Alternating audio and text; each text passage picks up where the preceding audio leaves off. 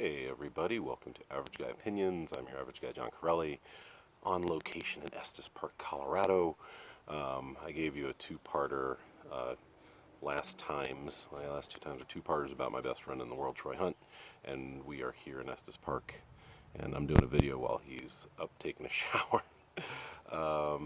Yeah, just wanted to talk to you guys about what we do when we come up here.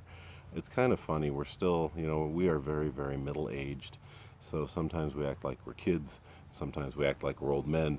It evens out into being a couple of 53-year-old guys. Well, 54 really. He just turned 54, and I'll be 54 in a couple months. So what do we do when we're up here? I always joke about it. Like, since we're both divorced guys and we have kids, but our kids are pretty much grown up, we talk about alternative lifestyles that maybe we'll just become a couple, like an asexual gay couple. It was kind of funny. We came up here. On the way up here, we hit the Boulder Arts Festival, and he got a really cool piece of art. It was like a long, tall, thin piece. It almost looked like batik, but it was like an acrylic. It was very brightly colored. It's like a seahorse, and it was very vertical looking. It's just cool. Maybe I'll show it to you if he lets me, but it's all wrapped up, so I doubt it. Just be a pain in the ass to get it unwrapped. But so we went to the Boulder Arts Festival and did that. And I really do think that people might think that we are an older gay couple because we just joke around and act so stupid together. And so, so we got some art up there, and that's the old man part. I think that's part of the old or middle-aged part that makes sense of this relationship. And then we decided we're going to drink a lot yesterday, and it doesn't sound like a lot through the course of a day, but we ended up doing like 9 drinks, which really, we started early. I mean, we got to Boulder, and they're serving alcohol up there, and we had like 2 or 3 hard seltzers each, and then we got up to Estes Park. My mom will not be happy seeing this, but we weren't drunk, really. It just kind of, by the time we got to Estes Park and we had more drinks and kind of buzzed walking around Estes Park, watching and observing and making fun of people. Of course, to ourselves. We're not mean like that. We wouldn't be that loud. But just hanging around and drinking and eating and and kind of enjoying the town. And just to explain, this is his parents' condominium, and we use it like once a summer, maybe once every couple of years. And it's about a mile, I'd say, walked out to downtown Estes Park. And so, oh my God, we got deer running by. Look at that. I hope you can see that through the trees. A mama deer and her 3 fawns. I really hope you all saw that. That was amazing. Yeah, that's Estes Park for you. How serendipitous was that? I just heard these little hoofs going across the street, and I hope I got that. I tried. I'll review the video, and let's get myself centered again. Whatever. It doesn't matter. It's just an average guy doing his average guy stuff. So yeah, I hope I don't know if I got it or not. I tried. Anyway, so that was cool. So that's Estes Park for you, though. Some deer can go running by.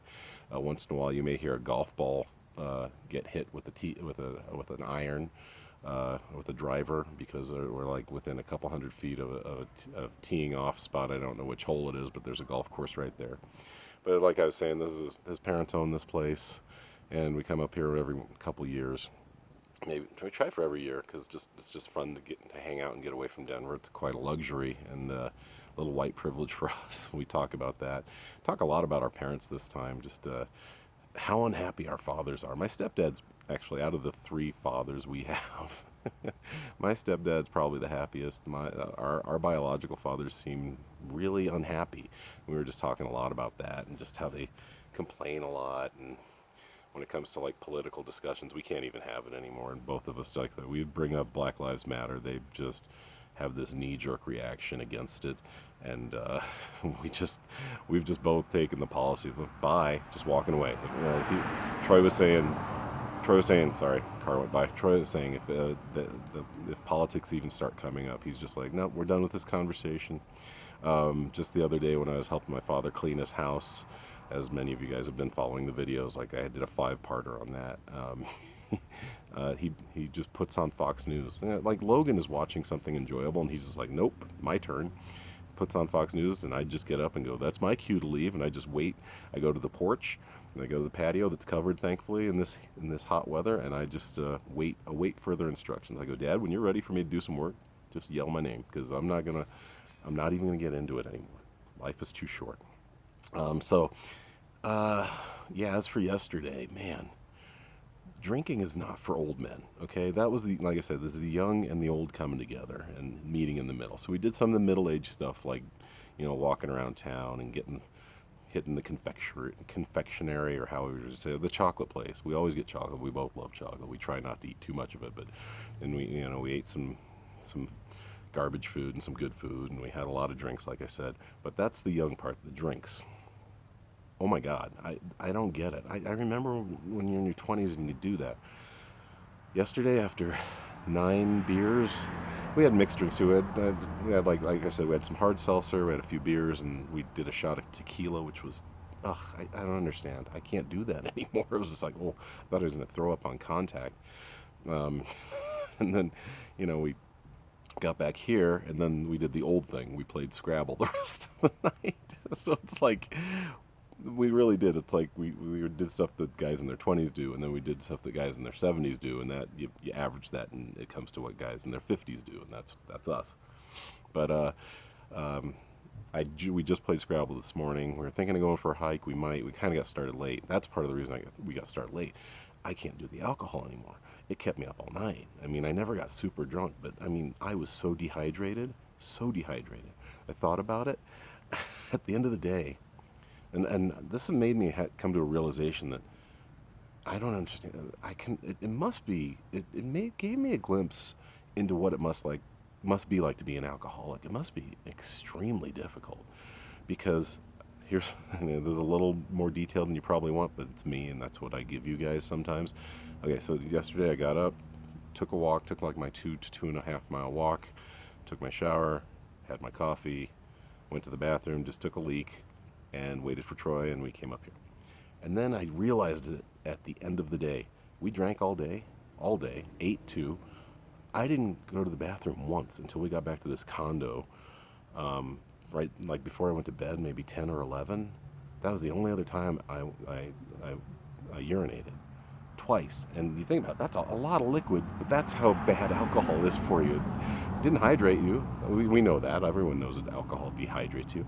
But it was quite a realization that I'd never really thought about. I was drinking water too, to keep myself not too drunk and keep myself somewhat hydrated, but it must be a special hell to be an alcoholic. And that's my biggest realization of it's ever been, what it could be like to be an alcoholic, is you drink all day and you're just dehydrated, and then you feel like garbage.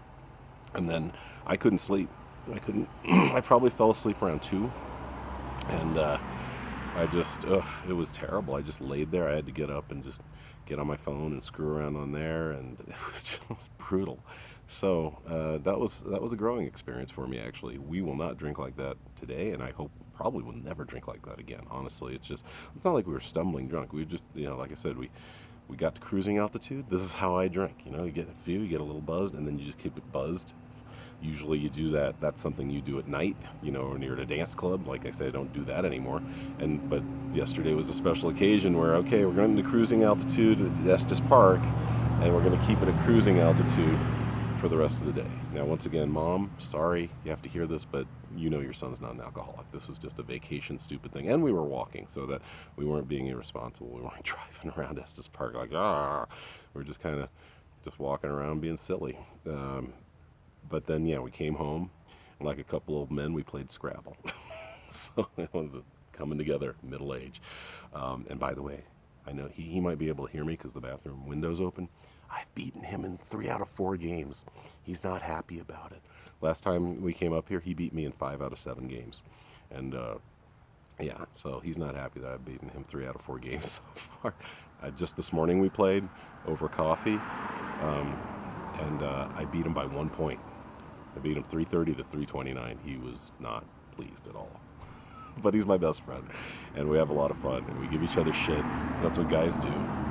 And this is our thing we do. I'll probably give you another update tomorrow morning, and then I'll probably leave because today's Monday morning. We spent all day Sunday just doing stuff. Today I'll let you know. Like I said, it's not very exciting, but it's what I'm doing right now. All right, thanks to you guys for listening. Especially Jennifer Montgomery Reedy, you're the best. I don't know what to do for you, but I owe you somehow. I'll talk to you soon. Thanks, guys. Bye.